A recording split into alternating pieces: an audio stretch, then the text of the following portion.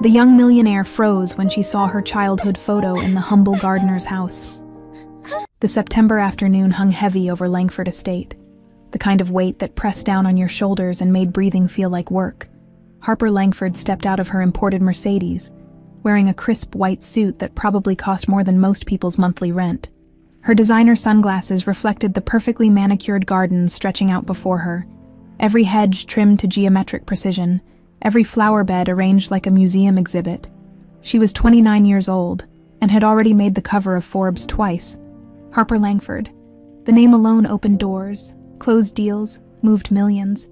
But if you looked close enough, past the expensive clothes and the confident stride, you'd see something off in her eyes, a coldness, like someone had switched off a light inside her a long time ago and nobody knew how to turn it back on. "Miss Langford," a man's voice interrupted her thoughts. Harper barely glanced up from her phone. Some property developer was texting her about zoning permits, and she was already mentally calculating profit margins. "You, the groundskeeper?" she asked without looking at him. "Yes, ma'am.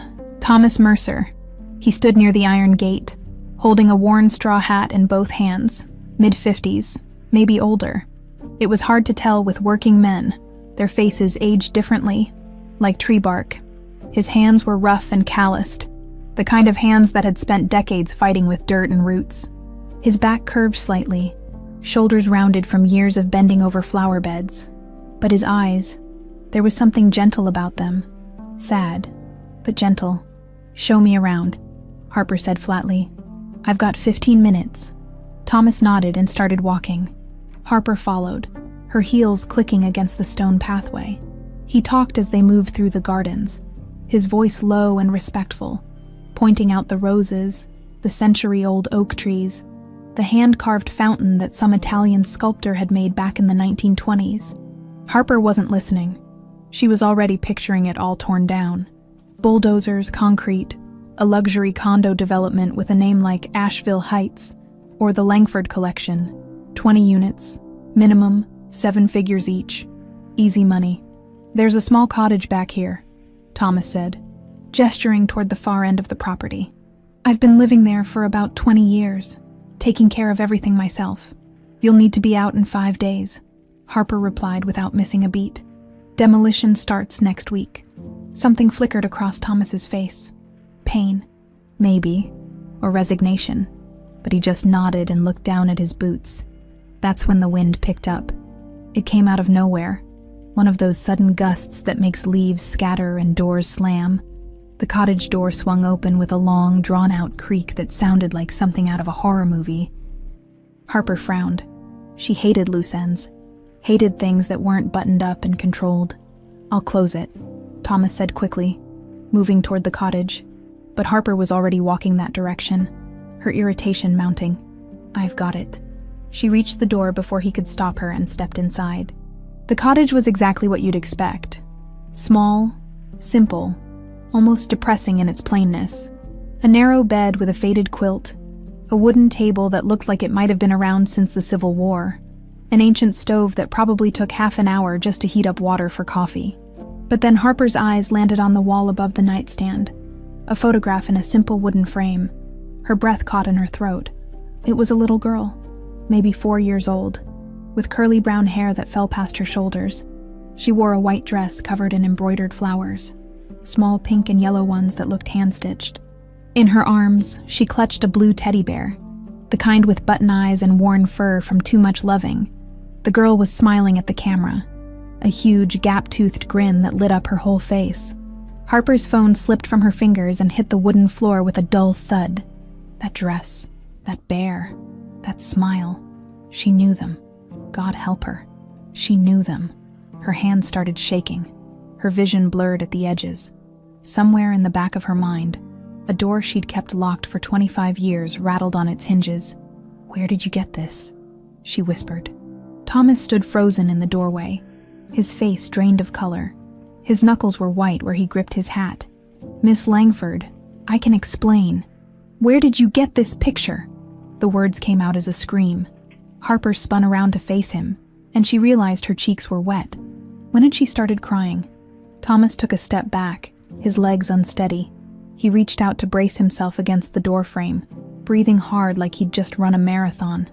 "Please," he said, his voice breaking. "Please, just sit down. I'll tell you everything." "I'm not sitting down." Harper's voice shook with fury and something else, something that felt like terror. "Tell me where you got that picture. Tell me right now." Thomas looked at her for a long moment.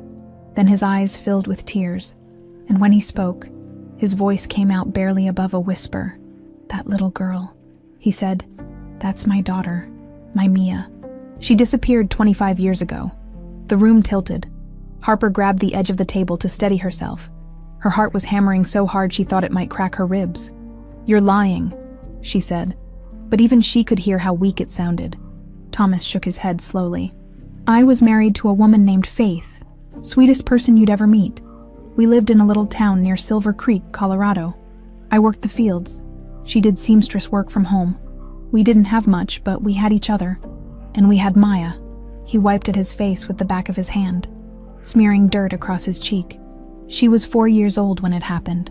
Faith took her to the market one afternoon. I stayed behind to finish up in the fields. When I came home that evening," his voice cracked, "the house was empty. No note, no sign of struggle. Just silence. Harper couldn't move, couldn't breathe, couldn't think. I looked for them everywhere." Thomas continued. "Days turned into weeks. Weeks turned into months. I went to the police, drove through every town within 200 miles, put up flyers, begged strangers for help. Nothing. Faith was gone. Mia was gone. This picture is the only thing I have left of her." Harper stared at the photograph, at the little girl with the embroidered dress and the blue bear. She remembered that dress. Not like a memory exactly, more like a feeling, something buried so deep it hurt to touch. She remembered a woman's voice singing softly, the smell of fresh bread baking, running barefoot through tall grass, strong hands lifting her onto someone's shoulders while she laughed and laughed. "No," Harper whispered, but she didn't sound convincing, even to herself. She was Harper Langford, daughter of Raymond Langford and Evelyn Cross. She'd grown up in mansions, gone to private schools, inherited fortunes, but she'd never felt loved. Evelyn had always treated her like a prized possession, something valuable to maintain but never truly care for. Raymond never looked her in the eye, and whenever Harper asked about her early childhood, the answers were always vague, dismissive. "You were a quiet child. You don't remember because you were so young." But Harper did remember in pieces, in fragments that didn't quite fit. She looked at Thomas, really looked at him, at his weathered face and gentle eyes, at his calloused hands and rounded shoulders, and something inside her recognized him. "I need proof," she said, her voice trembling. "I need real proof." Thomas nodded quickly. "A DNA test, please. I'm begging you." Harper picked up her phone from the floor with shaking hands. She didn't say another word, just turned and walked out of the cottage, her expensive heels crunching on the gravel path. Behind her, Thomas Mercer stood in the doorway of his small home, watching the woman who might be his daughter disappear into the fading afternoon light. Harper didn't sleep that night, or the next, or the one after that. She canceled 3 board meetings, ignored 47 phone calls, and spent most of her time sitting in her home office staring at her laptop screen without actually seeing anything on it. Her assistant kept asking if she was feeling okay. Harper told her she had the flu and needed a few days. It wasn't the flu. It was the photograph. That little girl's face burned into her mind like someone had pressed a hot brand against her brain. Every time she closed her eyes, she saw it. The embroidered dress, the blue teddy bear, that smile. That was me. A voice whispered in the back of her head. That was me, and I don't remember. On the second day, Harper made 2 phone calls. The first was to a private DNA testing lab in Charlotte. She used a fake name and paid extra for rush processing and complete discretion. The technician asked no questions. Rich people paying for secret paternity tests wasn't exactly uncommon. The second call went to Marcus Webb, a private investigator she'd used once before when a business partner was suspected of embezzlement. Marcus was expensive, thorough, and most importantly, he kept his mouth shut. "I need you to dig up everything you can find on a man named Thomas Mercer," Harper said. Birth records, employment history, marriage certificates, police reports, everything. Sure thing, Miss Langford. What's the timeline? Yesterday. Marcus chuckled. I'll have something for you by tomorrow evening. Harper hung up and stared at her reflection in the window. She looked like hell. Dark circles under her eyes, hair pulled back in a messy ponytail. She was still wearing the same sweatpants she'd put on 2 days ago. Get it together, she told herself. It's probably nothing, some weird coincidence. Maybe you just looked like his daughter when you were little. But she didn't believe that, not even a little bit. The DNA test required a sample from Thomas, which meant Harper had to go back to the estate. She drove there on the 3rd day, her hands gripping the steering wheel so tight her knuckles ached. Thomas was working in the rose garden when she arrived. He looked up as her car pulled in, and something hopeful flickered across his face before he quickly buried it. Miss Langford, I need a DNA sample, Harper said without preamble. She held up the testing kit. Cheek swab. Takes 2 seconds. Thomas set down his pruning shears immediately. Of course, whatever you need. She walked over, opened the kit, and swabbed the inside of his cheek. He stood perfectly still the whole time, watching her with those sad, gentle eyes. Results should be back in a week, Harper said, sealing the sample in its container. Thank you. Thomas's voice was thick with emotion. I know this must be. I can't imagine what you're going through. Harper didn't respond. She started to walk back to her car, then stopped. Tell me about her, she said quietly. About Mia.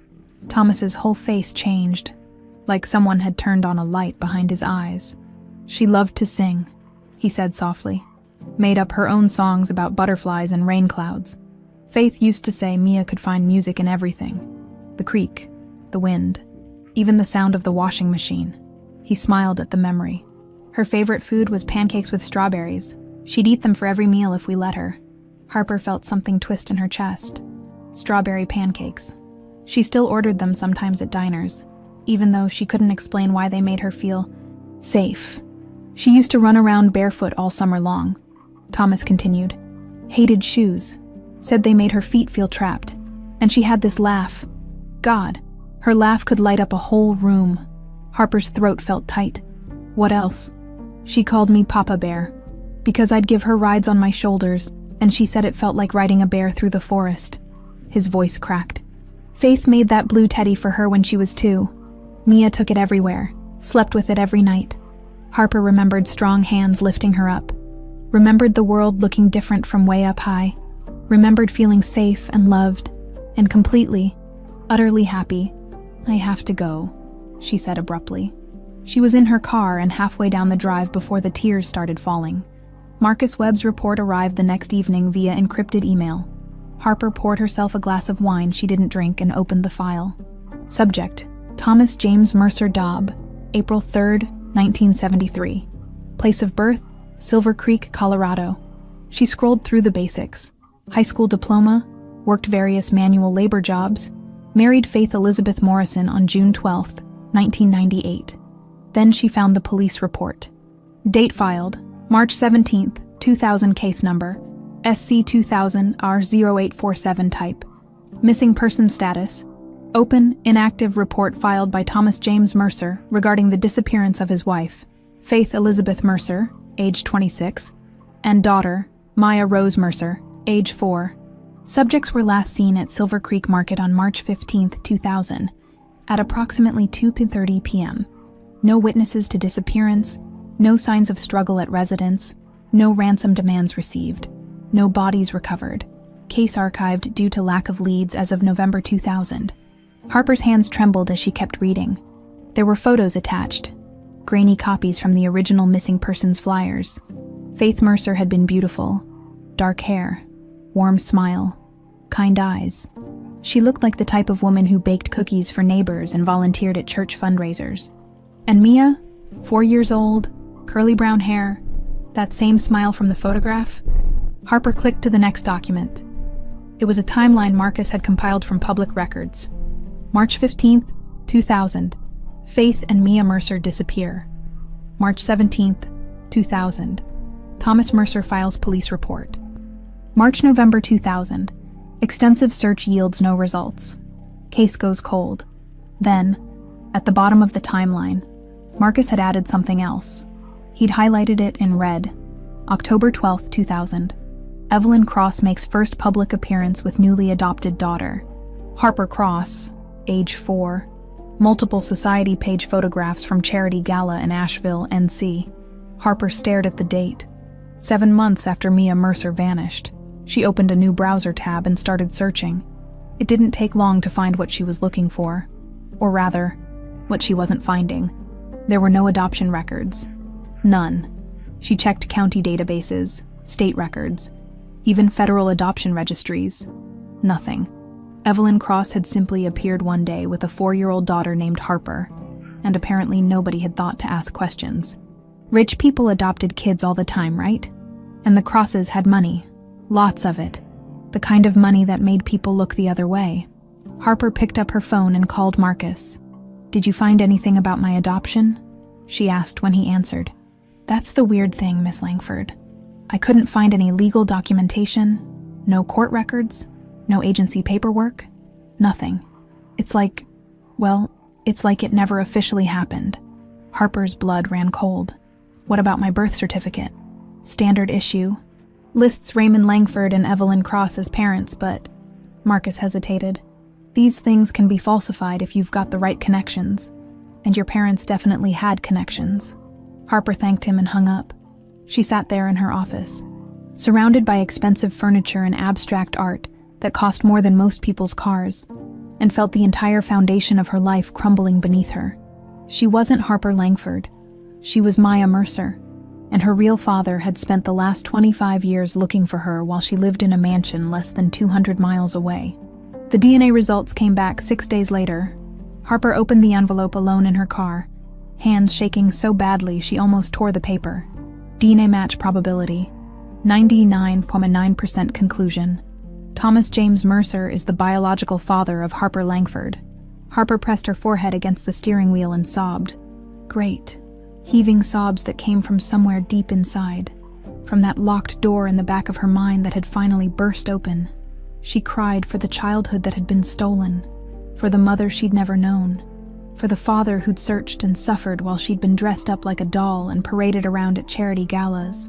She cried for the little girl in the photograph who'd loved pancakes and singing and running barefoot through summer grass.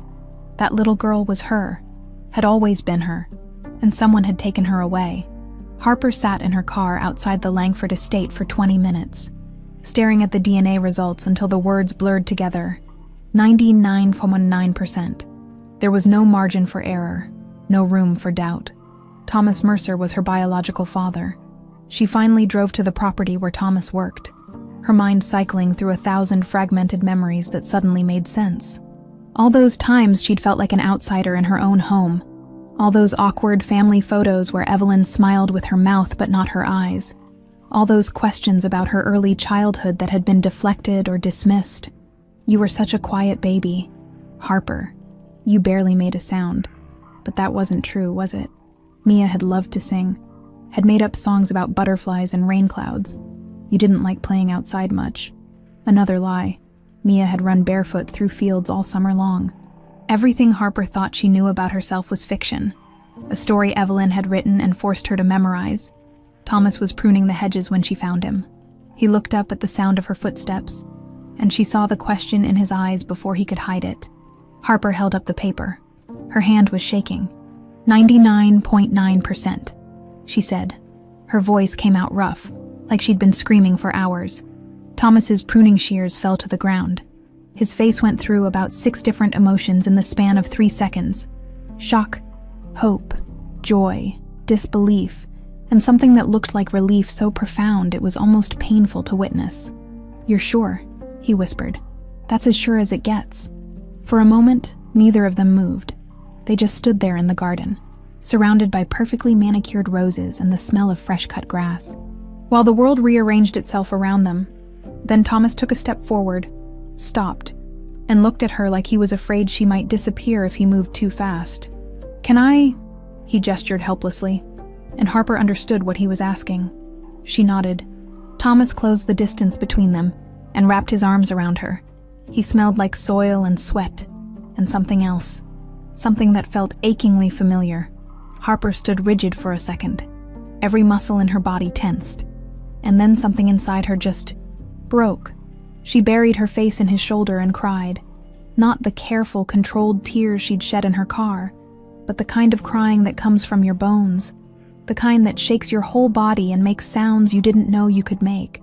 Thomas held her tighter, one hand on her back, the other cradling her head like she was still 4 years old and small enough to protect. "I'm sorry," he kept saying. "I'm so sorry, baby girl. I looked everywhere. I never stopped looking. I'm so sorry." "It's not your fault," Harper choked out between sobs. "It's not your fault." They stayed like that for a long time. Eventually, Harper's tears dried up and left her feeling hollowed out, but somehow lighter, like she'd been carrying a weight she didn't know about until it was gone. Thomas pulled back, wiping his own eyes with the back of his hand. "Do you remember anything? About before?" Harper nodded slowly. "Pieces. I remember a woman singing. I remember the smell of bread baking and pancakes with strawberries." She looked up at him. "You used to put me on your shoulders." Thomas's face crumpled. "You called me Papa Bear." "Papa Bear," Harper repeated, and the words felt right in her mouth, like coming home after a long trip. "I remember that. I remember. God, I remember being happy." She sat down on the garden bench, suddenly exhausted.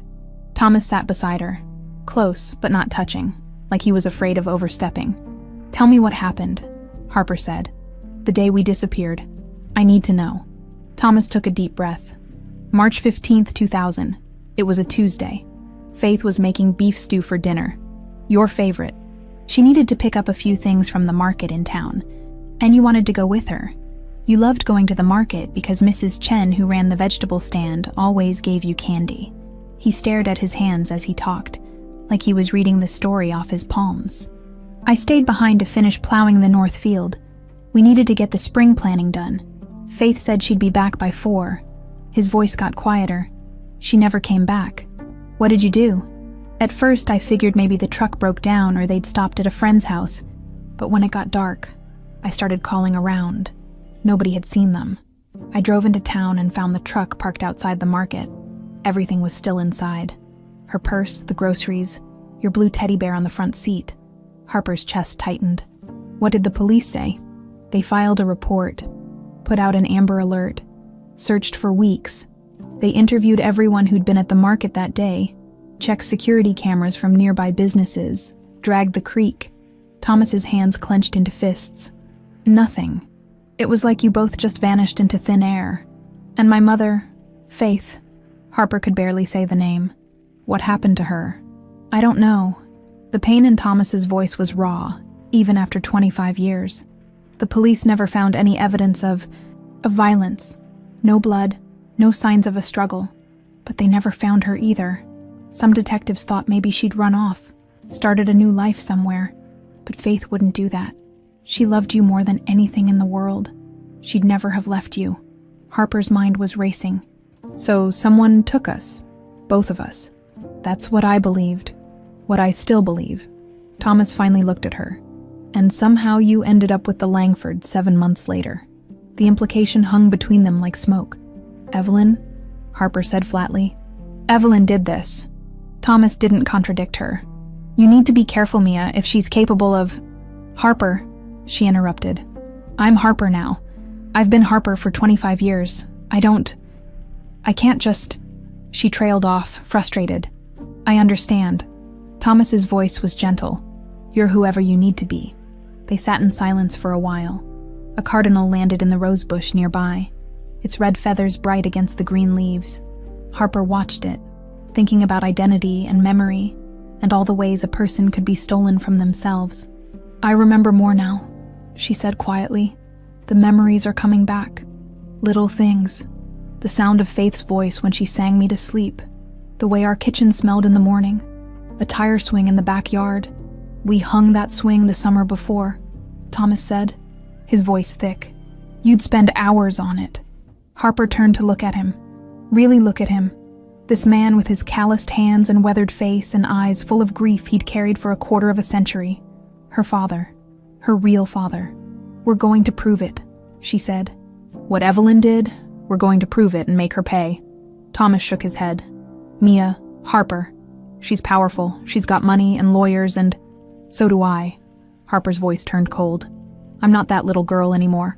I'm not helpless, and I'm sure as hell not going to let her get away with this. She stood up, pulling out her phone. I need to make some calls. Can I come back tomorrow? There's a lot I want to ask you. About Faith. About who I was. You can come back anytime. Thomas stood too and hesitated. For what it's worth, I can see her in you. Your mother. You've got her fire. Harper felt tears prick her eyes again, but she blinked them back. Tomorrow, she repeated. She made it to her car before the weight of everything hit her again. She'd found her father, but she'd also discovered that the woman who raised her, the woman she'd spent 29 years calling mother, was a kidnapper, possibly a murderer, and Harper had no idea how deep the lies went. Harper drove straight to the Langford estate, not to the gardens or the guest house where she usually stayed during visits, but to the main residence, the sprawling colonial mansion where Evelyn held court like some kind of corporate queen. It was 8:30 in the evening. Evelyn would be in the east sitting room, like she was every night at this hour, drinking her Chateau Margaux and reading whatever business journal had arrived that day. The woman was nothing if not predictable. Harper didn't bother knocking. She used her key, walked through the marble foyer with its crystal chandelier and pretentious oil paintings, and pushed open the door to the sitting room. Evelyn looked up from her wine glass, one perfectly sculpted eyebrow rising a fraction of an inch. She was 53, but could pass for 45, thanks to a small fortune spent on skincare and a surgeon in Manhattan who knew how to be discreet. Her blonde hair was pulled back in a sleek chignon. She wore cream-colored slacks and a silk blouse that probably cost more than Thomas made in a month. Harper, I wasn't expecting you. Evelyn's voice was cool, controlled, always controlled. You look terrible, darling. Are you ill? Harper didn't answer. She crossed the room and threw the DNA test results onto the coffee table, the papers scattered across the polished mahogany surface, some sliding onto the Persian rug. Evelyn glanced down at them, then back up at Harper. Her expression didn't change, not even a flicker. I see, she said calmly. She took a sip of her wine. That's it. Harper's voice was shaking. That's all you've got to say. I see. What would you like me to say? Evelyn set down her glass with precise, measured movements. That I'm shocked, surprised. I'm neither. The casual admission hit Harper like a slap. You knew. Of course I knew. Evelyn picked up one of the papers, scanned it briefly, then let it fall back to the table. I've always known who you are, Harper. Or should I say Mia? Harper felt her knees go weak. She grabbed the back of a chair to steady herself. You kidnapped me. Don't be dramatic. I acquired you. Evelyn reached for her wine again. There's a difference. What the hell is wrong with you? Harper's voice rose to a shout. You stole me from my family. She couldn't even finish the sentence. Evelyn sighed, like Harper was being unreasonable about something minor. Raymond and I couldn't have children. We tried for years. Fertility treatments, specialists, the works. Nothing worked. And I needed an heir. The Langford name needed continuity. So you bought one. I tried adoption first, Evelyn said, as if this made her actions reasonable. But the process was absurd. Background checks, home visits, waiting lists that stretched for years. And even then, you'd end up with some drug addict's baby who might have God knows what genetic issues. She waved her hand dismissively. I needed better options. Harper stared at her in horror. So you found Faith. You found my mother. I found a poor woman with a beautiful, healthy child she couldn't properly provide for. Evelyn leaned back in her chair, completely at ease. I approached her at that market in Silver Creek, offered her money, a lot of money, enough to change her life. And she said no. She said no, Evelyn confirmed. Very foolishly. She had some ridiculous notion about love being more important than security, as if love pays for food or education or health care. Harper's hands were clenched so tight her nails cut into her palms. What did you do to her? Evelyn took another sip of wine, letting the question hang in the air for a moment. I solved a problem. Did you kill her? The words came out barely above a whisper. I had her removed. Evelyn's tone was the same one she used when discussing quarterly earnings or stock portfolios. She was an obstacle, Obstacles get removed. That's how the world works, Harper. Harper's vision swam. She thought she might throw up. You murdered my mother. I eliminated a complication. Evelyn set down her glass and looked at Harper with something almost like pity. You're being emotional. It clouds judgment. Faith Mercer was nobody, a seamstress in a nothing town with no prospects and no future. I gave you everything, education, wealth, opportunities she never could have provided. You should be grateful. Grateful? Harper could barely breathe. You destroyed my family. I created your family. Evelyn corrected. You're Harper Langford. You've been Harper Langford for 25 years. That's your identity, that's your life. Some sad little story about a poor girl from Colorado doesn't change that. Harper grabbed the edge of the table. Thomas is my father. Thomas Mercer is a groundskeeper. Evelyn's voice hardened. A nobody who digs in dirt for a living. Raymond Langford is your father. He raised you, educated you, gave you a name that opens doors. Blood doesn't make family. Harper, power does. Did Raymond know? Harper's voice cracked. Did he know what you did? For the first time, something shifted in Evelyn's expression. Raymond is weak. He asked questions once or twice in the beginning, but I told him the adoption was handled through private channels. He believed it because he wanted to believe it. He was desperate for a child. So he had no idea you kidnapped me. He had plausible deniability, Evelyn said, which is the same thing. Harper pushed away from the table, pacing now, her mind racing. I'm going to the police. I'm going to tell them everything. Evelyn laughed. Actually laughed. With what evidence, darling? A DNA test. That only proves Thomas Mercer is your biological father. It doesn't prove anything else. You just confessed. To you. In private. Your word against mine. Evelyn stood up, smoothing her slacks.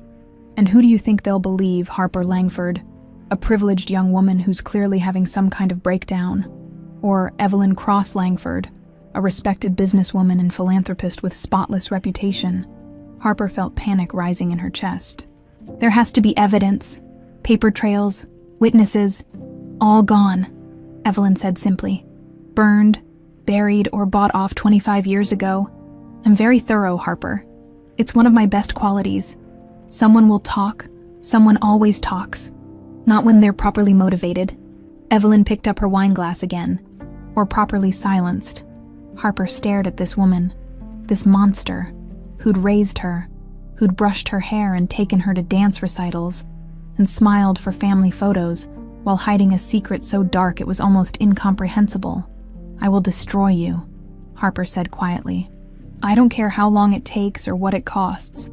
I will make sure everyone knows what you did. Evelyn's smile was thin and cold. You're welcome to try, sweetheart, but think carefully about what you're risking. Your reputation, your position, your future, all of it will burn if you go down this path. I don't care. You say that now. Evelyn moved toward the door, pausing beside Harper.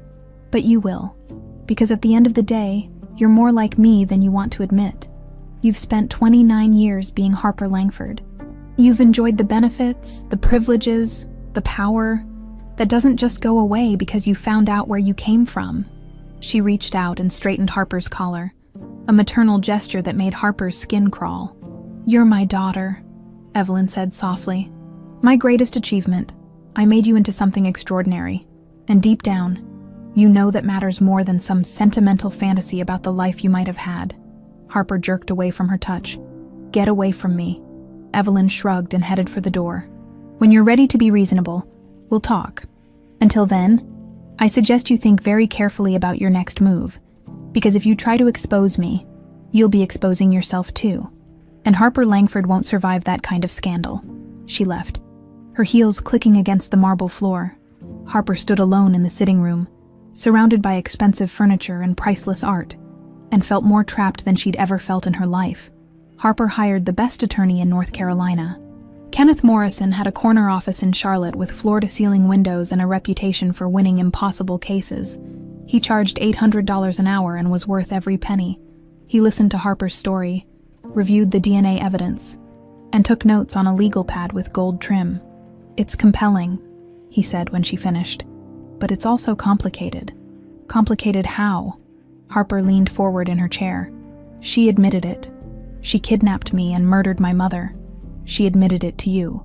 In private, with no witnesses or recording. Morrison tapped his pen against the desk. That's hearsay. Inadmissible in court. So we get other evidence. What other evidence? Morrison's expression was sympathetic but realistic. This happened 25 years ago. The original case went cold. Any physical evidence is long gone. Witnesses may be dead, disappeared, or have faulty memories. Harper felt frustration building in her chest. There has to be something. Morrison flipped through his notes. We can pursue a civil case. Sue for damages related to the kidnapping, emotional distress, loss of relationship with your biological father but proving criminal activity. He shook his head. That's the DA's job, and they won't touch this without solid evidence. What about the missing adoption records? Circumstantial. Could be explained away as clerical errors or lost paperwork. Happens more than you'd think, especially with private adoptions from that era. Harper stood up and walked to the window. Charlotte's skyline stretched out before her, all glass and steel and money. So she just gets away with it. I didn't say that.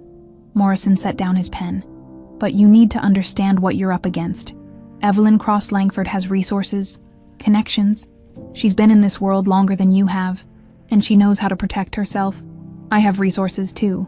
You do, but she has something more valuable. Time to cover her tracks. Morrison leaned back in his chair. My advice, focus on what you can prove. Establish your biological identity. Pursue reconnection with your father.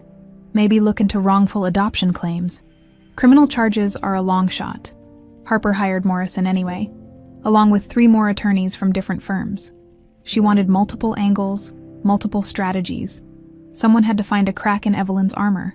The answer from all of them was essentially the same. Not enough evidence. Then the press started. The first article appeared in the Asheville Citizen-Times 3 days after Harper met with Morrison. The headline read, Langford heiress hospitalized for exhaustion. The story claimed Harper had suffered a breakdown, was receiving psychiatric treatment, and had been deemed temporarily unfit to manage her business affairs. None of it was true. The second article came from a Charlotte business journal. Sources close to Harper Langford expressed concern over erratic behavior. It quoted anonymous insiders saying she'd been making wild accusations, missing meetings, and showing signs of mental instability. The third was in the society pages. Langford family rallies around troubled daughter. It featured quotes from Evelyn about how heartbroken she was, how they were getting Harper the help she needs. Harper watched her reputation crumble in real time. Clients started canceling meetings. Business partners became suddenly unavailable. Board members at companies where she held positions began asking gentle questions about whether she might want to take some time off. Evelyn was destroying her, systematically and efficiently, using the same tools Harper had once wielded herself: public perception, whisper campaigns, strategic media placement. Harper tried to fight back, but every attorney she contacted either couldn't take the case due to conflicts of interest, or quoted fees that were suddenly triple their normal rates. Journalists who'd once been friendly stopped returning her calls. The message was clear. Evelyn's reach was longer than Harper had realized. Thomas called her on the 4th day of the media blitz. Are you okay? I saw the news. I'm fine. It's all lies. Harper was in her apartment. Curtains drawn. Phone on silent except for a handful of numbers she'd whitelisted. Evelyn's trying to discredit me. It's working. Thomas's voice was heavy. I got a visit this morning from 2 men in suits. They offered me $50,000 to sign a statement saying I'd been pressuring you for money, trying to extort the family. Harper's blood went cold.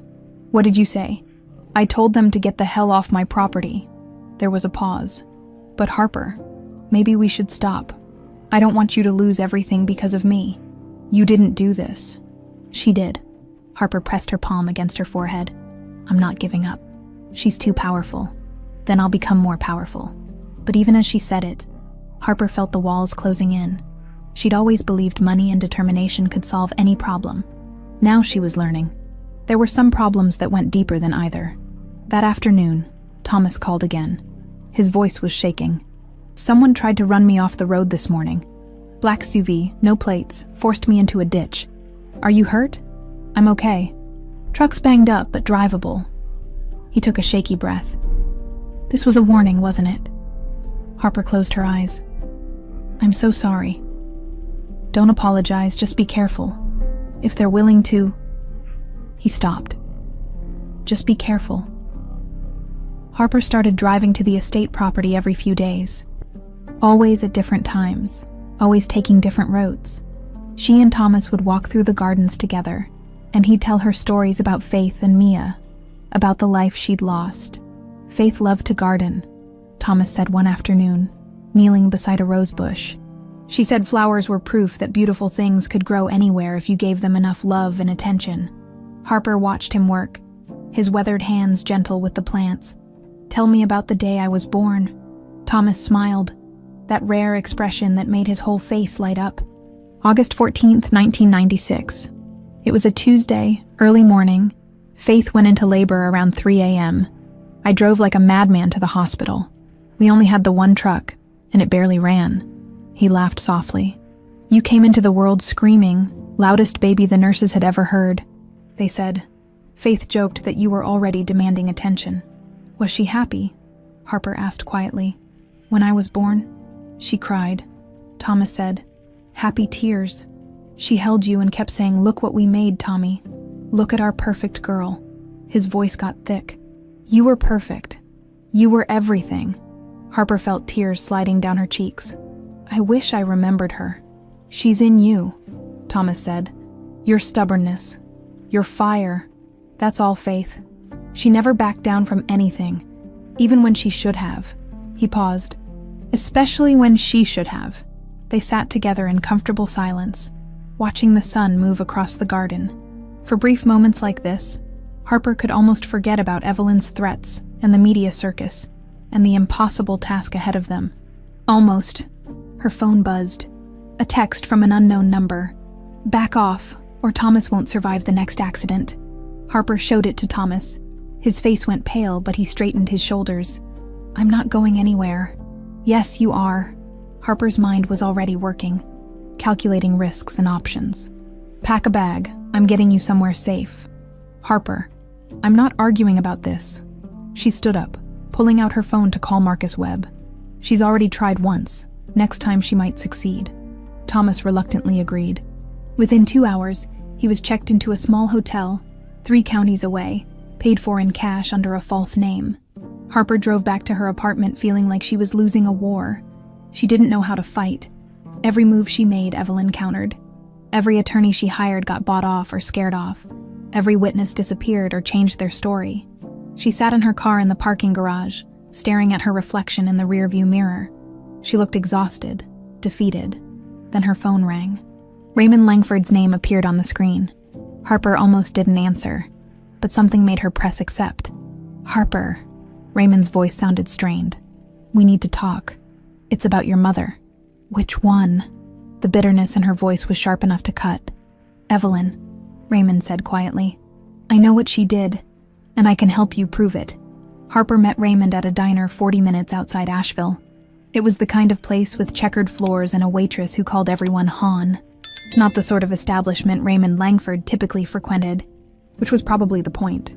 He was already in a corner booth when she arrived, looking uncomfortable in khakis and a plain polo shirt. Raymond usually wore custom suits and Italian leather shoes. Seeing him dressed like a regular suburban dad was almost surreal. Harper slid into the seat across from him without greeting. Raymond looked older than she remembered, gray at the temples, lines around his eyes. He'd always seemed distant, but solid, like a statue you could admire but never touch. Now he just looked tired. Thank you for coming, he said. You said you could help me prove what Evelyn did. Harper kept her voice flat, unemotional. So prove it. Raymond winced. I deserve that. You deserve a lot worse than that. Harper leaned back against the cracked vinyl booth. You raised me for 25 years, and you never once thought to question where I came from. I questioned. Raymond's hands wrapped around his coffee mug. In the beginning, when Evelyn suddenly came home with a 4-year-old girl and announced we were parents now, and she told me it was a private adoption, said she'd been working with an agency that specialized in placing children from difficult situations. She had paperwork. At least, she showed me paperwork. I didn't look too closely. He stared into his coffee. I wanted to believe her. We'd tried for so long to have a child. When you appeared, it felt like a miracle. A miracle, Harper repeated bitterly. Is that what we're calling kidnapping now? Raymond looked up, and Harper saw something in his eyes she'd never seen before. Guilt so heavy it seemed to weigh down his entire body. I should have asked more questions. Should have insisted on meeting the agency, talking to social workers, seeing official documentation. But Evelyn kept saying everything was handled, everything was legal, and he trailed off. I wanted a daughter so badly that I let myself be blind. So you knew something was wrong. I suspected something was off, Raymond corrected. But I told myself I was being paranoid. Evelyn had always been the strong one, the decisive one. I trusted her judgment. The waitress came by to refill Raymond's coffee and take Harper's order. Harper asked for black coffee. She had no intention of drinking. When they were alone again, Harper leaned forward. What changed? Why are you coming to me now? Raymond pulled out his phone and placed it on the table between them. 2 weeks ago, I overheard Evelyn on a call with her attorney. She was discussing strategy for dealing with you. How to discredit you publicly, tie you up in legal battles, maybe have you declared mentally incompetent so she could maintain control of your assets? Harper's jaw clenched. That sounds like her. But it was something else she said that made me... Raymond took a shaky breath. She told her attorney that she'd dealt with threats to the family before and knew exactly how to handle them, that she'd removed obstacles in the past and wasn't afraid to do it again. She was talking about faith. I realized that later. Raymond looked sick. In the moment, I just felt this cold certainty that I'd been living with a stranger for 30 years, that the woman I married was capable of. He couldn't finish the sentence. Harper waited. She wasn't going to make this easier for him. I started digging through old files. Raymond continued. Things Evelyn kept in her private office. She didn't know I had the safe combination. I'd figured it out years ago, but never used it. I found documents, records, things that prove what she did. Harper's heart started beating faster. What kind of documents? Raymond glanced around the diner, then pulled a manila envelope from the bag beside him. He slid it across the table. Harper opened it with shaking hands. Inside were photocopies of various papers, bank statements, handwritten notes, receipts. The first document was a bank transfer from March 18th, 2000. Evelyn had wired $50,000 to someone named Vincent Marks with the notation "services rendered." Who's Vincent Marks? Harper asked. Private investigator, or at least that's what he called himself. Raymond's voice was quiet. The kind who doesn't ask questions if you pay him enough. Harper kept reading. There were notes in Evelyn's handwriting, neat, precise, terrifying in their casualness. March 15th, located suitable subject, mother resistant, will require alternative approach. March 16th V, will handle collection, bonus for discretion regarding mother. March 18th, transfer complete, subject acquired, documentation in progress. Harper felt bile rise in her throat. Subject, like she'd been a piece of property to be acquired. There's more, Raymond said softly. The next document was a receipt from a document forger in Atlanta, $20,000 for a complete identity package. Birth certificate, medical records, even a fake adoption decree. Then there were phone records showing multiple calls between Evelyn and Vincent Marks in the weeks following March 15th, 2000. Where's Marks now? Harper asked. Dead. Car accident in 2003. Raymond's expression was grim. Convenient, isn't it? Jesus. Harper spread the documents across the table. This is evidence, real evidence. It's a start, Raymond agreed. But it's not the smoking gun. A good attorney could argue the documents are out of context or forged. We need something more concrete. Harper looked at him. You said you overheard Evelyn on the phone. Did you record it? No. She was in her office with the door closed. I only caught pieces through the wall. Raymond hesitated. But I know someone who might help us get a recording. Who? Gerard Hutchins. He worked as Evelyn's personal assistant for 15 years. She fired him 6 months ago. Some dispute about him questioning one of her decisions. He was angry enough when he left that he might be willing to cooperate. Harper pulled out her phone. Give me his number. Harper. Wait. Raymond grabbed her wrist. If we do this, if we really go after Evelyn, there's no going back. She'll fight dirty. She'll try to destroy both of us. She's already trying to destroy me. Harper pulled her hand away. At least this way I'm fighting back. Raymond studied her face for a long moment. You look like your mother, you know, Faith. I saw pictures in the missing persons case file when I was doing research. You have her eyes. Harper felt something twist in her chest. You looked up the case.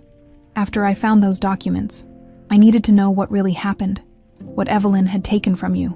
Raymond's voice cracked. I'm sorry. I know that doesn't fix anything. But I'm sorry for not protecting you, for not seeing what was right in front of me. Harper wanted to stay angry, wanted to hold on to the rage that had been fueling her for days. But looking at Raymond now, broken and guilty, and clearly devastated, she found her anger softening slightly. Help me prove it, she said. Help me make sure she pays for what she did. That's how you make this right. Raymond nodded. I will. I'll give you everything I have. Testify if needed. Whatever it takes. He wrote down Gerard Hutchins's contact information on a napkin and slid it across the table. There's one more thing, Raymond said. Evelyn keeps a personal safe in the master bedroom, different from the office safe. I've never been able to open it, but I know it's where she keeps her most sensitive documents.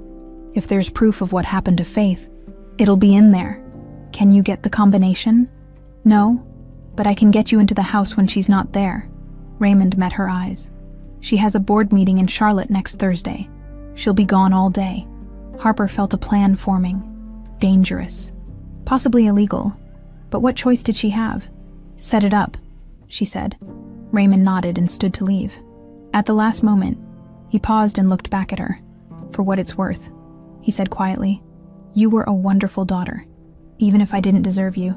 He left before Harper could respond. She sat alone in the booth, staring at the documents spread across the table. Evidence. Finally. It wasn't enough yet, but it was something. Her phone buzzed. A text from Thomas.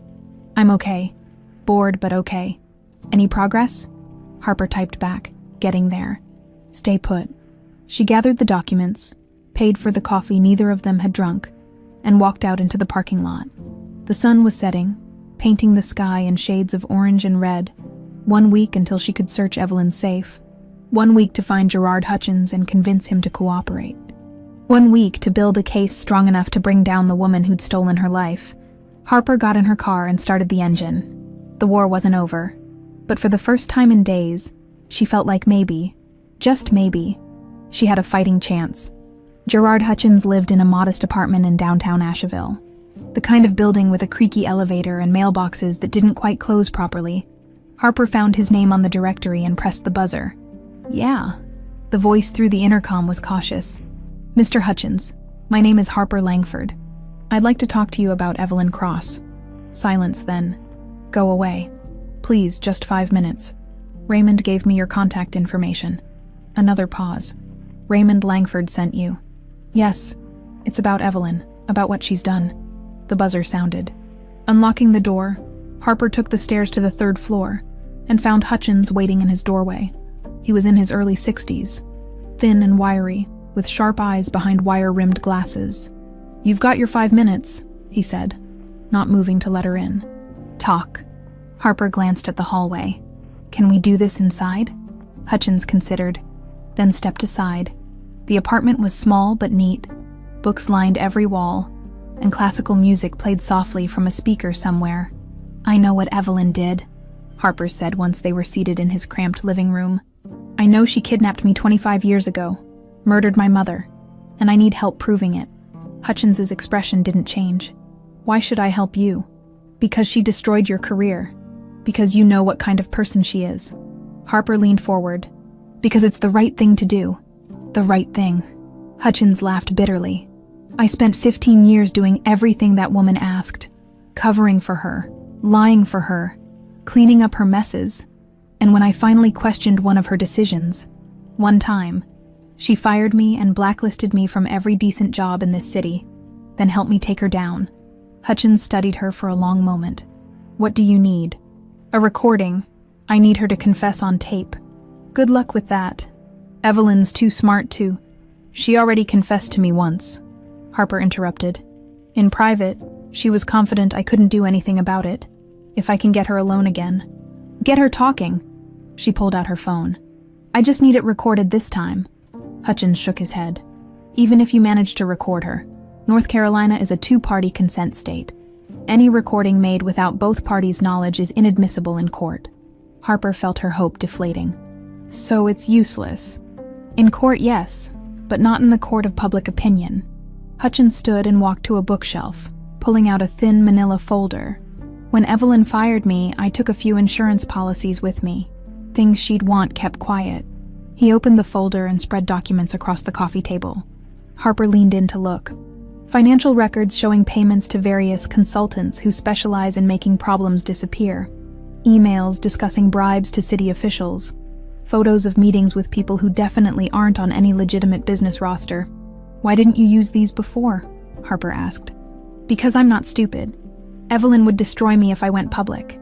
She's got resources I can't match. Hutchins looked at Harper. But you can match them, your family. You have standing. And more importantly, you have a story people will care about. Harper's mind was racing. What if we combine everything? Your documents, the recordings, the evidence Raymond gave me. Then you might have something strong enough to force the DA's hand, or at least strong enough to destroy her reputation so badly she can't recover. Hutchins sat back down. What's your plan? I need to get Evelyn alone and on record admitting what she did. Then I need to get into her personal safe. There's evidence inside that Raymond thinks will prove everything. The bedroom safe. Hutchins nodded. I tried to access it once when she asked me to retrieve documents from her office safe. Completely different combination. She guards it like Fort Knox. Can you open it? No, but I know someone who can. Hutchins pulled out his phone. Danny Reeves, locksmith. He's helped me with some sensitive situations in the past. 3 days later, Harper had everything in place. Danny Reeves had agreed to help. For $20,000 in cash and immunity from any potential legal consequences, Marcus Webb had provided Harper with a high-quality recording device disguised as a designer watch, and Gerard Hutchins had given her copies of every damaging document he had on Evelyn. Now she just needed to get Evelyn talking. Harper showed up at the Langford estate on Wednesday evening, the night before Evelyn's Charlotte board meeting. She knew Evelyn would be home, preparing for the next day. The housekeeper let her in. Harper found Evelyn in her office, reviewing presentation materials on her laptop. Harper. Evelyn looked up with barely concealed irritation. I thought we'd said everything we needed to say. I want to make a deal, Harper said, closing the office door behind her. Evelyn's eyebrow arched. Oh, I'll drop everything. Stop investigating. Stop asking questions. Stop making noise. I'll publicly state that I was going through a difficult time and said things I didn't mean. Harper kept her voice steady, trying to channel the cold calculation Evelyn respected. In exchange, you leave Thomas alone. No more threats, no more accidents. He lives out his life in peace. Evelyn leaned back in her chair, studying Harper with those calculating eyes. That's quite a concession. I'm tired. Harper let exhaustion creep into her voice. It wasn't hard, given how little she'd slept lately. You were right. I've spent 29 years being Harper Langford. That's who I am. Fighting you is destroying everything I've built. Sensible? Evelyn's smile was thin, though I'm surprised you gave up so easily. What choice do I have? Harper spread her hands. You control everything. The lawyers, the media, the witnesses. I can't win. No, you can't. Evelyn closed her laptop. But I appreciate you finally recognizing that fact. It shows maturity. Harper moved closer, perching on the edge of Evelyn's desk. Can I ask you something? Off the record? If you must. Why me? Out of all the children you could have taken, why Mia Mercer? Evelyn considered the question. You were perfect. The right age, healthy, intelligent. And your mother was nobody. No resources. No connections. It was a clean acquisition. And Faith, what happened to her? I told you she was removed. Evelyn's tone was matter of fact. Vincent Marks handled it. I never asked for details. Better not to know, really. Harper's heart was pounding, but she kept her expression neutral. You paid him $50,000. $50,000 for the collection. $20,000 for the documentation. Another $10,000 for cleanup. Evelyn ticked off the numbers like she was discussing a real estate transaction. Vincent was expensive but thorough, worth every penny. And when he died 3 years later, Evelyn's smile didn't reach her eyes. Unfortunate accident, though it did close a loose end. Vincent wasn't the type to stay quiet forever. There it was. Not quite a confession to murder, but close enough. Harper's recording device was capturing every word. "You've thought of everything," Harper said. "I always do." Evelyn stood, moving to pour herself a drink from the bar cart. "So, do we have a deal? You disappear quietly, and Thomas gets to live out his remaining years in peace." "One more question," Harper said. "Do you ever regret it? Any of it?" Evelyn turned, glass in hand, and looked at Harper with something almost like pity. "Regret implies I did something wrong. I gave you a life of privilege and opportunity. I made you into someone important. Why would I regret that? Because you destroyed a family.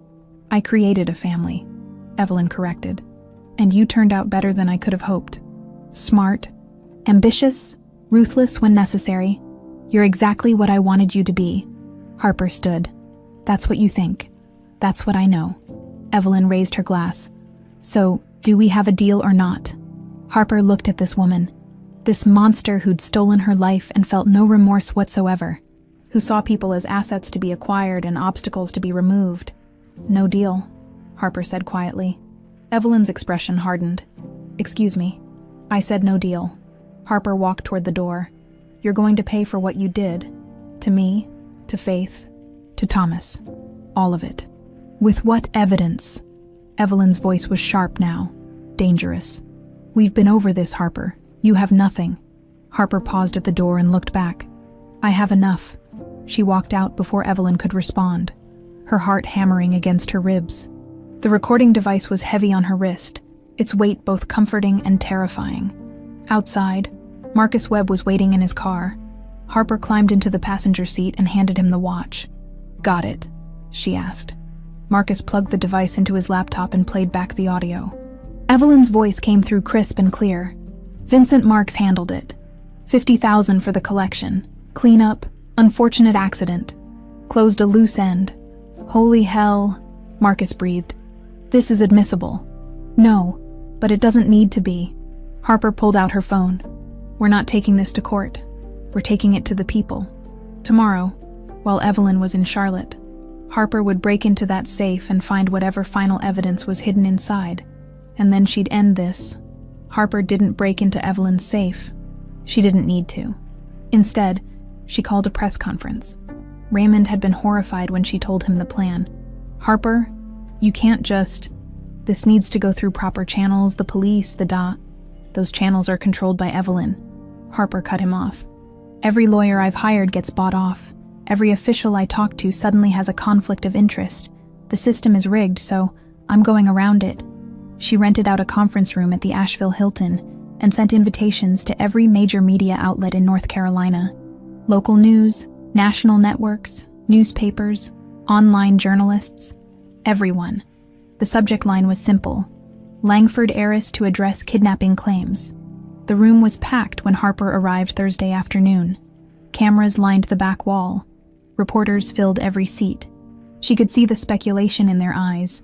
Was this another breakdown? More erratic behavior from the troubled heiress? Harper walked to the podium with Raymond on one side and Thomas on the other. She'd insisted Thomas be there, despite his discomfort with crowds and cameras. He needed to be seen, real, present. Gerard Hutchins sat in the front row, a thick folder of documents on his lap. Marcus Webb stood near the door, arms crossed, ready to handle security if things got heated. Harper adjusted the microphone and looked out at the sea of faces. "My name is Harper Langford," she began. "But that's not the name I was born with 25 years ago. I was Amaya Mercer, a 4-year-old girl from Silver Creek, Colorado, and I was kidnapped by the woman who raised me as her daughter." The room erupted in murmurs. Cameras flashed. Harper waited for the noise to die down before continuing. "I know how this sounds. I know what the media has been saying about me. That I'm unstable, having a breakdown, making wild accusations. But I have proof. And today, I'm going to show you exactly what Evelyn Cross Langford did." She nodded to Marcus, who started distributing packets to the journalists. Inside were copies of everything: the DNA test results, the bank transfers, the notes in Evelyn's handwriting, Gerard's documents, the missing persons report from 2000. On March 15, 2000, my mother, Faith Mercer, took me to the market in Silver Creek. We never came home, my father. Harper gestured to Thomas. Filed a missing persons report. The police searched for months but found nothing. The case went cold. Thomas looked like he wanted to disappear, but he stayed put, his weathered face stoic under the camera lights. 7 months later, Evelyn Cross appeared in Asheville with a 4-year-old daughter she claimed to have adopted through private channels. Except there are no adoption records, no agency, no legal documentation. Because I wasn't adopted, I was stolen. A reporter near the front raised her hand. Ms. Langford, these are serious allegations. Why not take this to law enforcement? I tried, Harper said flatly, but Evelyn has spent 25 years covering her tracks. Witnesses disappeared, documents were destroyed. The people she paid to help her are dead or scared into silence. She paused. The legal system moves slowly, and in the meantime, Evelyn has been threatening the man who is my biological father. She described the attempts to buy Thomas off, the car that ran him off the road, the threatening messages. With each revelation, she could see the reporter's expressions shifting from skepticism to interest to outright shock. I have one more piece of evidence, Harper said. She nodded to Marcus again, who connected his laptop to the room's sound system. This is a recording from 3 days ago. I confronted Evelyn about what she did. North Carolina is a 2-party consent state, which means this recording isn't admissible in criminal court, but you can still hear it. You can judge for yourselves. She pressed play. Evelyn's voice filled the room, cold and matter-of-fact. You were perfect, the right age, healthy, intelligent, and your mother was nobody. No resources, no connections. It was a clean acquisition. She was removed. Vincent Marks handled it. I never asked for details. $50,000 for the collection, $20,000 for the documentation, another $10,000 for cleanup. Vincent wasn't the type to stay quiet forever. Unfortunate accident, though it did close a loose end. The silence in the room when the recording ended was absolute. Harper could practically hear people's minds working, processing what they'd just heard. Then the questions came in a flood. Where is Evelyn Cross now? Has she been arrested? Mr. Mercer, what do you have to say about finding your daughter after 25 years? Harper held up her hand. Evelyn is currently in Charlotte at a board meeting. She doesn't know about this press conference. As for arrests, that's up to law enforcement now. But I'm hoping that with this evidence made public, they won't have a choice but to investigate. She looked directly into the nearest camera. I'm done letting powerful people hide behind their money and connections. What happened to me, what happened to my mother, can't be undone, but it can be exposed. And Evelyn Cross Langford can be held accountable. A reporter stood up. Ms. Langford, what about your role in the Langford business empire? Are you stepping down? I'm legally changing my name back to Mia Mercer, Harper said. As for the business holdings I inherited through the Langford family, I'm setting up a foundation. All proceeds will go to organizations that help reunite families separated by kidnapping and trafficking. Thomas looked at her in surprise. Harper gave him a small smile. They hadn't discussed that part yet. One last thing, Harper said. She pulled out a photograph, the one from Thomas's cottage, the little girl with the embroidered dress and blue teddy bear. This is me at 4 years old. This is who I was before Evelyn took me. I want everyone to see this child, and remember that behind every missing persons case is a real person, a real family, real grief that doesn't end just because time passes. She set the photo on the podium where the cameras could capture it. Thank you. The room exploded with shouted questions as Harper stepped away from the microphone. Security helped clear a path as she, Thomas, and Raymond made their way to a side exit. In the hallway, Thomas pulled her into a fierce hug. That was incredibly brave. Or incredibly stupid, Harper said, but she was shaking with adrenaline. God, I hope this works. Raymond's phone was already ringing. He looked at the screen and went pale. It's Evelyn. Don't answer, Harper said. He declined the call immediately. It rang again and again. She knows, Raymond said quietly. Harper's phone started buzzing too. Texts, calls, notifications flooding in.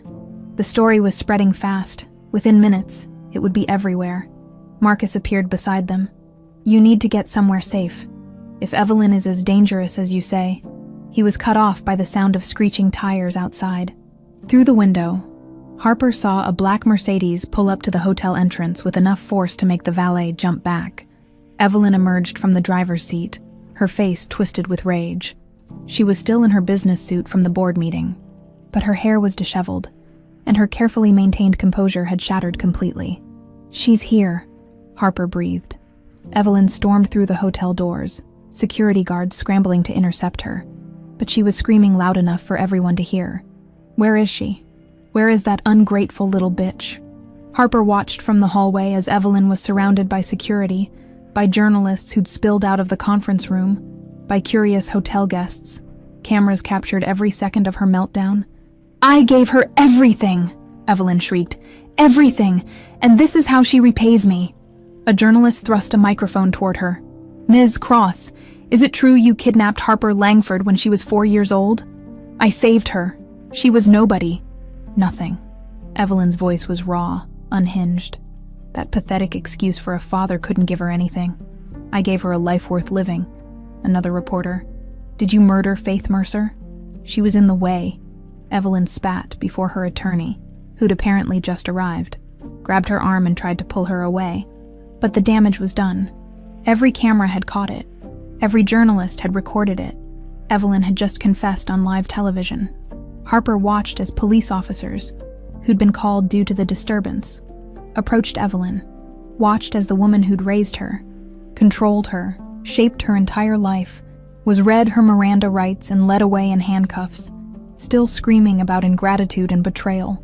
It was over. Thomas took Harper's hand and squeezed it gently. "You did it." Harper leaned against her father, her real father, and finally let herself breathe. 3 months after Evelyn's arrest, Harper, Maya, stood in front of the Langford estate, watching a construction crew hang a new sign over the entrance gates. The Faith Mercer Center for Missing and Exploited Children. Thomas stood beside her, hands in his pockets, eyes misty.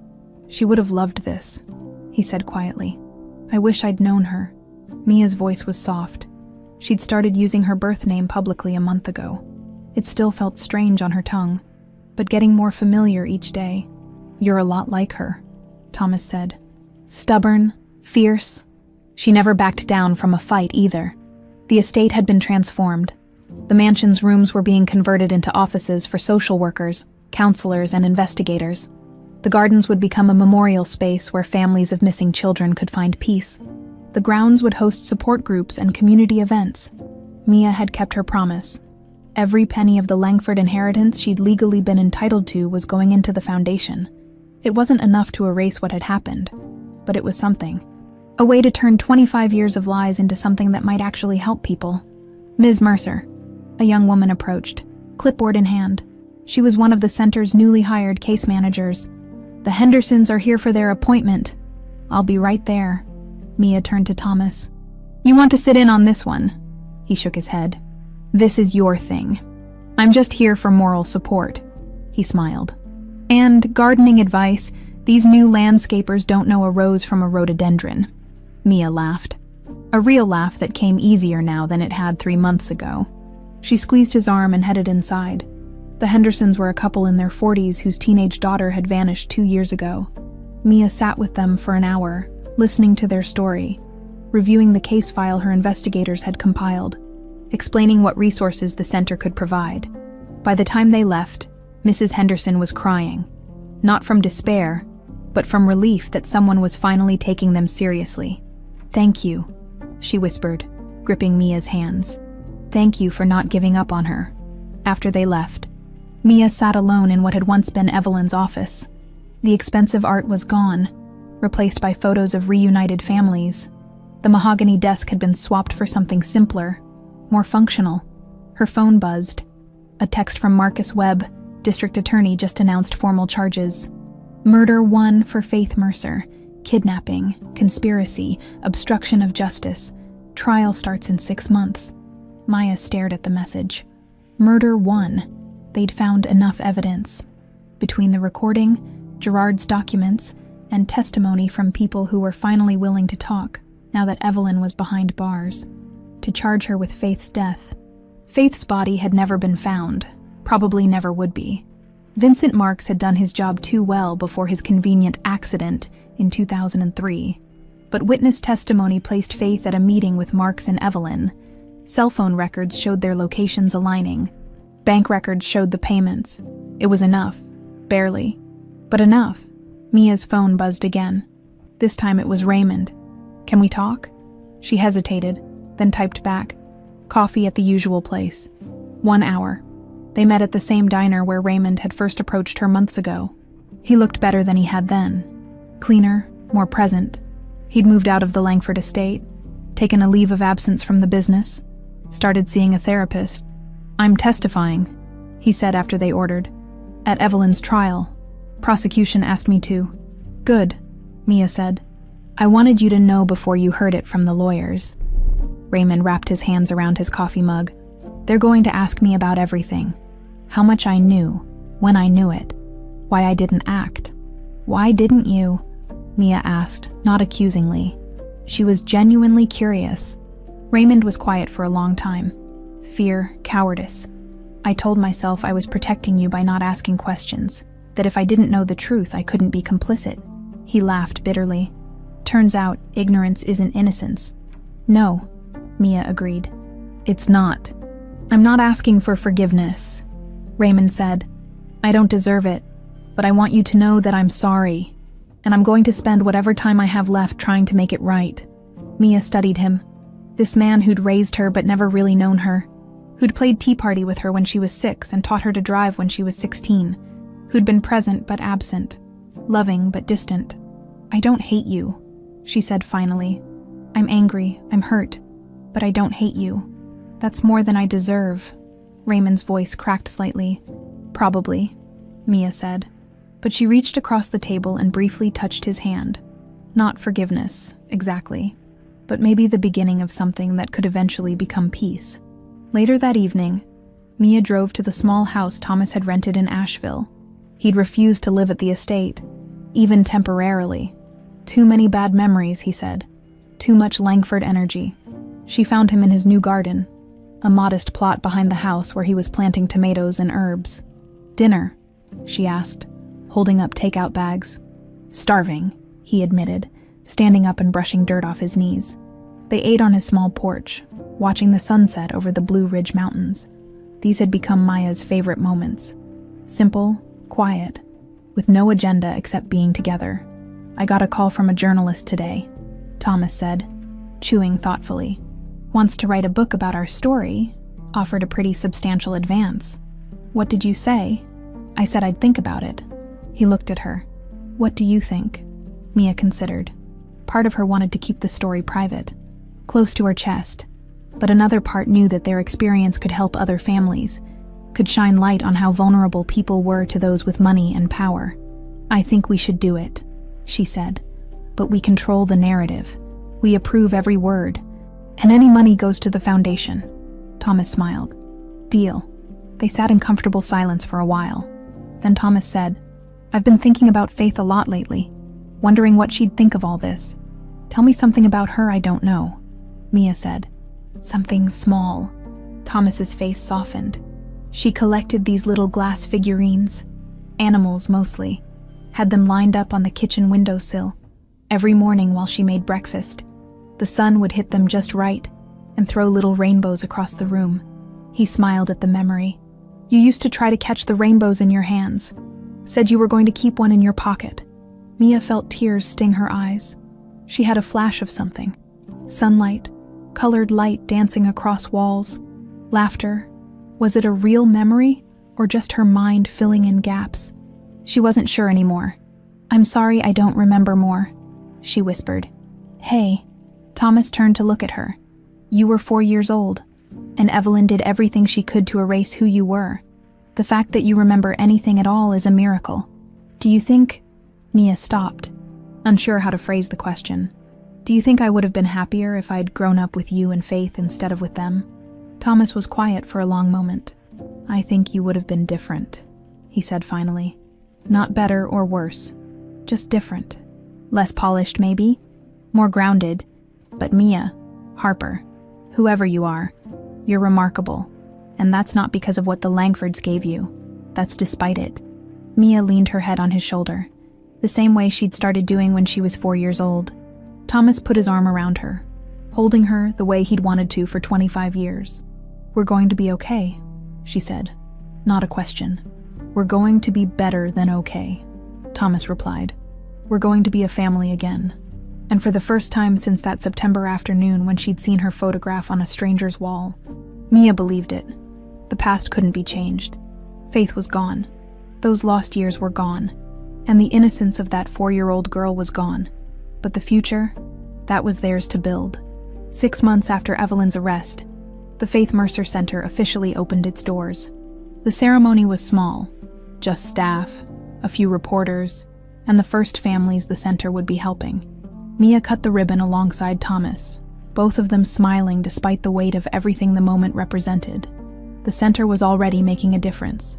In its first month of operation, they'd helped reunite 3 families with missing children, 3 families who'd been searching for years, just like Thomas had.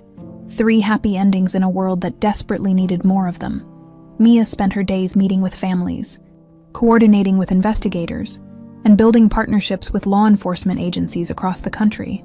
It was exhausting work, but it felt right, in a way her business career never had. Thomas had become the center's unofficial groundskeeper. Though Maya insisted on paying him a proper salary, he spent his mornings tending the memorial garden, planting roses in memory of children still missing, white roses for hope, red roses for those who'd been found, and one special bed of pink roses, Faith's favorite color. In the center of it all, on a warm afternoon in late spring, Mia found Thomas kneeling by the pink roses, his hands working the soil with practiced ease. She'd come to tell him about the latest case. A 10-year-old boy found safe in Oregon after being missing for 2 years. That's 15, Thomas said when she finished. 15 families back together because of what you built here. What we built, Mia corrected. She sat on the bench beside the rose bed, breathing in the sweet scent. I couldn't have done any of this without you. You would have found a way. Thomas smiled at her. You're stubborn like that. They sat together in comfortable silence, something they'd gotten good at over the past months. The awkwardness of those first reunions had faded, replaced by something that felt natural, easy, like family. A young courier appeared on the garden path, holding a large manila envelope. Ms. Mercer, this just arrived for you. Marked urgent. Mia took the envelope with curiosity. No return address, just her name written in unfamiliar handwriting. She opened it carefully. Inside was a single letter, handwritten on yellowed paper that looked like it had been folded and unfolded many times over the years. My dearest Mia, if you're reading this, then somehow, impossibly, you found your way back to the truth. I've carried this letter with me for 25 years. Afraid to send it. Afraid not to. Afraid of so many things. Mia's hands began to shake. The handwriting was elegant but slightly unsteady, like it had been written by someone whose hands trembled. My name is Faith Mercer. I'm your mother, and I'm alive. The world tilted. Thomas. Mia's voice came out as a whisper. Thomas, look at this. He moved to her side, reading over her shoulder. She felt his whole body go rigid. I know what you must think, that I abandoned you. Or worse, that I died that day in March 2000. The truth is far more complicated and painful than I can explain in a letter, but I need you to know that I never stopped loving you. Not for one single day. That afternoon at the Silver Creek Market, a woman approached me, Evelyn Cross. She was elegant, confident, and she offered me money for you. A ridiculous amount of money. I refused, of course. You were my daughter, my everything. No amount of money could ever change that. But Evelyn didn't take no for an answer. She had men waiting. They grabbed you right there in the parking lot while someone held me back. I screamed and fought, but there were too many of them. They put you in a car and drove away, and I could hear you crying for me, calling for your Papa Bear. That sound still haunts my dreams. Thomas made a choked sound. Mia gripped his hand, both of them trembling as they continued reading. They took me too, but to a different location. A man named Vincent Marks. He told me that I had two choices. I could die and you would be raised by Evelyn anyway, or I could disappear, fake my own death, never try to contact you or Tommy, never come back. He showed me a gun to make his point clear. I chose to live. I'm not proud of that choice. A better mother might have fought harder, might have found a way to save you, but I was terrified and alone and they had you. They had all the power. Vincent helped me create a new identity. I became Sarah Walsh, a widow from Tennessee. I moved to Florida, got a job as a seamstress under the table, lived small and quiet and invisible. Every day I wondered if I'd made the right choice. Every day I hated myself for not being brave enough to fight back. But I watched you from afar. I saw you in newspapers and magazines growing up in that mansion, getting degrees from fancy schools, becoming someone powerful and important. You looked healthy, you looked successful, and I told myself that maybe, in some twisted way, Evelyn had been right. Maybe you were better off with wealth and privilege than you would have been with a poor seamstress and a farmer. Maybe I was too weak to be your mother anyway. But then I saw the news, your press conference, your courage, the way you stood up to Evelyn and refused to let her win. And I realized my daughter wasn't better off. She was stolen, and I'd been too much of a coward to fight for her. I'm sorry, Mia. I'm so deeply, endlessly sorry. I should have found a way. I should have done more. I should have been braver. I don't expect forgiveness. I don't deserve it. But I needed you to know the truth. I needed you to know that I loved you every single day, that I never stopped being your mother, even when I couldn't be there. If you want to meet, I'll be at the Silver Creek Market on June 15th at 2:30 p.m. That's where we were taken from. That's where, if you're willing, we can start again. If you don't come, I'll understand. I'll disappear again, and you'll never hear from me. But I hope, God, I hope, that maybe you can find it in your heart to give your mother one more chance. All my love, always and forever, Faith. The letter ended with an address in Tampa, Florida, and a phone number. Mia couldn't breathe, couldn't think. Her mother was alive. Her mother had been alive this whole time, watching from a distance, too scared to reach out. It could be a trick, Thomas said, his voice rough with emotion. Someone pretending to be her, trying to take advantage. It's not a trick. Mia didn't know how she knew, but she did. The details in the letter, the pain in every word. It was real. She's alive, Thomas. Faith is alive. Thomas sank onto the bench, tears streaming down his weathered face. 25 years, he whispered. I thought she was dead. I mourned her, and she was alive. Mia looked at the date on the letter, June 15th. That was tomorrow. We have to go, she said. We have to go to Silver Creek. Thomas looked up at her, hope and fear warring in his eyes. What if she doesn't show? Then we'll deal with it. But what if she does? Mia gripped his hands. What if we can actually be a family again? All three of us. Thomas stood slowly, like a man in a dream. I don't know if I can do this. What if I'm angry? What if I can't forgive her for leaving? Then we figure it out together. Mia pulled him into a hug. But we do it together, as a family. The next day, Mia and Thomas drove to Silver Creek. The market looked exactly as it had in Thomas's memories. A small town gathering place with vendor stalls and people doing their weekly shopping. They arrived at 2:15 p.m. and waited by the entrance. At exactly 2:30, a woman approached. She was in her early 50s, with gray streaking through brown hair. She wore simple clothes and moved hesitantly, like she was afraid of being sent away. But her eyes were the same ones Mia saw in the mirror every morning. Tommy, the woman's voice broke. Mia. Thomas made a sound somewhere between a sob and a laugh. Faith. And then they were running toward each other, all three of them, meeting in the middle of that parking lot where everything had fallen apart 25 years ago. Faith pulled Mia into her arms, and for the first time in 25 years, Mia felt her mother's embrace. It was like coming home to a place she'd never known she'd lost. I'm sorry, Faith kept saying. I'm so sorry. You're here now, Mia whispered. That's what matters. Thomas wrapped his arms around both of them, and they stood there crying together, a family reunited against impossible odds. The past couldn't be changed. Those 25 lost years couldn't be recovered. But the future stretched out before them.